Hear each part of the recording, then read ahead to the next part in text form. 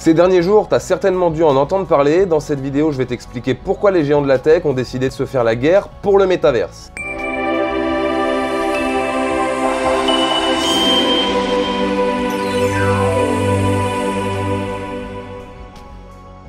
Si tu viens d'arriver sur le canal du club, moi je m'appelle Kevin Andreasa, j'ai investi dans les cryptos en 2016. Beaucoup d'entre vous ont une idée d'un métaverse dystopique et n'en saisissent pas vraiment l'intérêt. Dans cette vidéo, j'ai vraiment envie de vous en faire saisir les enjeux et de clarifier le propos. C'est parti, on commence tout de suite. Petit rappel concernant le métaverse, le métaverse c'est un monde virtuel persistant et partagé au-delà de ce que nous connaissons.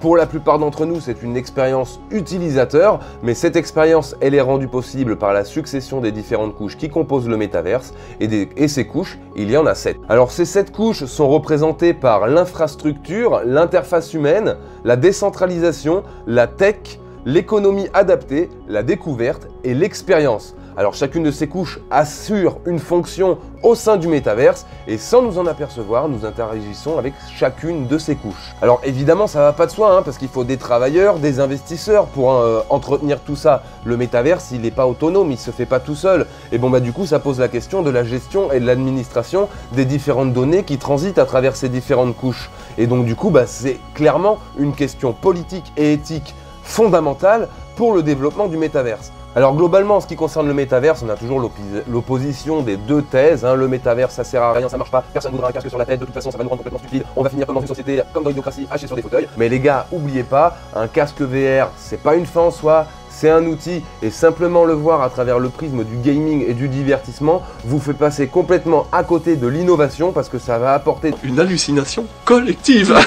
Des trucs de ouf en ce qui concerne la connaissance, l'apprentissage, le développement des sciences, le développement de la santé, le développement de notre manière d'entrer en relation les uns avec les autres. Bref, je vais pas m'étaler. Il n'est pas question de savoir si le métaverse sera ou sera pas. Mon opinion, c'est que le métaverse y sera. Du coup, autant nous y préparer. Pour vous resituer le contexte, les acteurs de la scène Web 3 et du métaverse se sont réunis pour créer une alliance dans un DAO. Ils ne nous ôteront jamais notre liberté!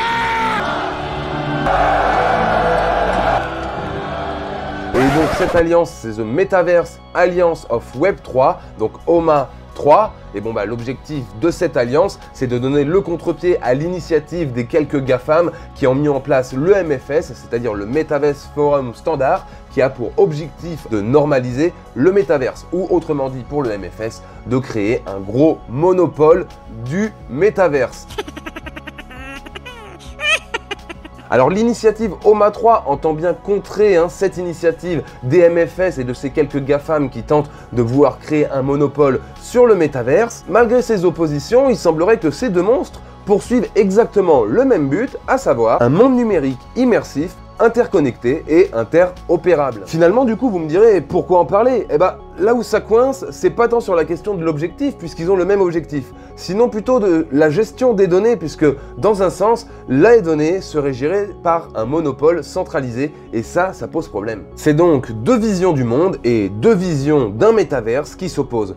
Et on est donc en droit de se demander, qui sont ces géants qui se réunissent? Alors d'un côté, nous avons la MFS qui a été créée en juin 2022 et qui réunit environ une quarantaine d'organisations à travers le monde, parmi lesquelles on va pouvoir noter Meta, Alibaba, Epic Games, Microsoft, pour ne citer que. Son objectif est d'établir des standards en ce qui concerne le métaverse, autant dire normaliser le métaverse. Et donc, pour donner une définition un petit peu plus GAFAM de la chose, constituer un bon gros monopole centralisé du métaverse. De l'autre côté, on aura OMA 3, dont l'objectif, ça va être de fonder une organisation complètement décentralisée qui va apporter un très haut niveau de transparence et qui est impulsée par de très grandes entreprises de la blockchain comme Decentraland, Sandbox, Star Atlas ou encore Anomica Brand. L'OMA 3 invite donc évidemment tous les développeurs de métaverse sur la blockchain à rejoindre l'alliance. Alors quel est l'enjeu exactement?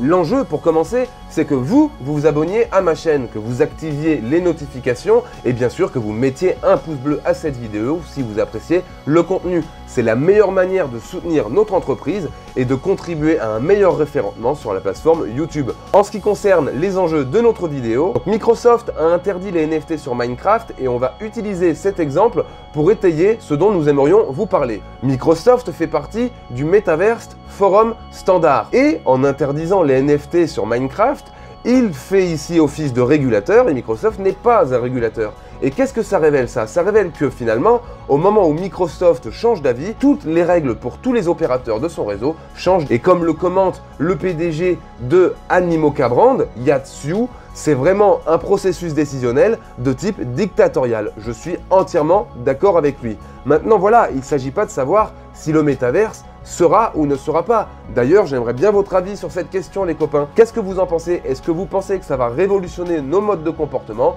ou que ça va complètement nous abrutir ou tout simplement que ça n'émergera jamais dans les sociétés humaines? N'hésitez pas à me partager ça en commentaire. Parce que vous ou vos petits-enfants iront dans le métaverse. Donc identité digitale, transactions en crypto-monnaie, propriété des data, donc des données personnelles, toutes ces questions sont des problématiques fondamentales pour ce qui est du métaverse. Parce que quand vous irez dans un métaverse, vous apporterez toutes ces choses avec vous. Et qu'est-ce qui se passe si votre identité elle se fait hacker? Qu'est-ce qui se passe si vos cryptos elles se font hacker? Le truc il doit être hyper abouti. Et puis aussi, qui c'est qui est propriétaire de toutes ces données? Donc qui sait quand moi je vais dans le métaverse, à qui appartiennent les données? Est-ce que les données elles sont sécurisées, cryptées, dans un truc décentralisé? Ou bien elles sont simplement détenues par une organisation centralisée qui du jour au lendemain va pouvoir déterminer ou définir des conditions d'accès pour mon identité?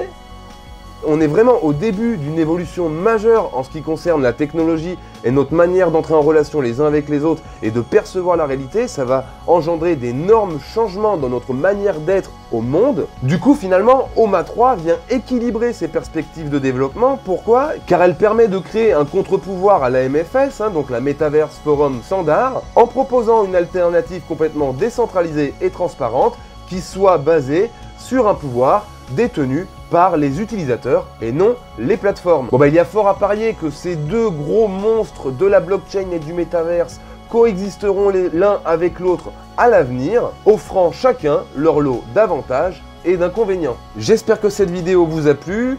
Pensez à vous abonner à la chaîne si ce n'est pas déjà fait, à activer les notifications pour ne rien rater de nos prochaines vidéos. Et évidemment, si cette vidéo vous a fait kiffer, de mettre un pouce bleu vers le haut. En attendant, je vous dis à dimanche prochain pour la prochaine vidéo. Ciao!